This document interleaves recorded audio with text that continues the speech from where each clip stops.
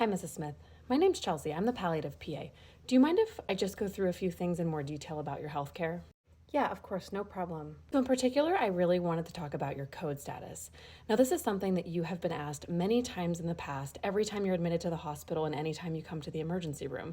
But I wanted to talk about it in a little bit more detail, if that's all right.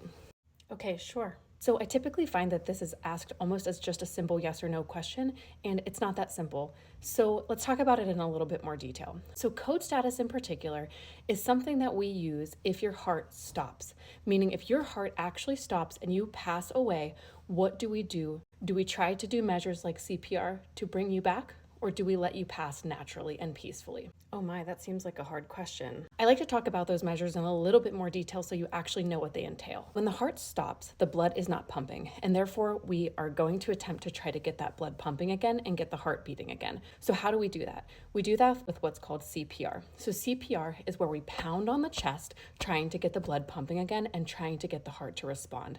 And a lot of times, unfortunately, during CPR, we can break ribs because this is something that is very traumatic. And I worry that because your bones are potentially frail with your age, there is a very high chance that we will break ribs. And the other piece of this is, I know you told me before that you wouldn't want to be on long-term machines.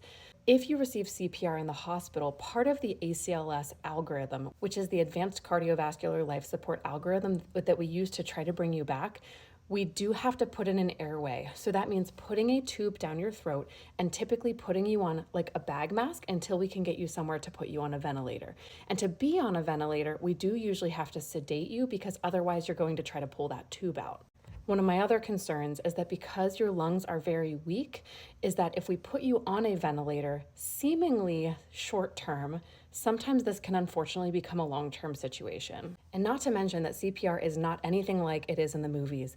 You know, this is something very traumatic and it is a very life-altering medical procedure. Even if we actually get someone back and we, for all intents and purposes, save their life, it may not be the same life that you're used to. There are quite a lot of people that end up with brain damage from that lack of oxygen during the time that the heart is stopped, and therefore can actually end up in a much worse place than where we started. These are all things that I just want you to be very aware of when you're considering your code status. So what are your thoughts? Honey, I know all of those things and I have thought of all of those things. But listen, if I'm placed on a ventilator, even if it's with broken ribs, I want my kids to be able to get here and say goodbye to me. So that's why I'm still a full code.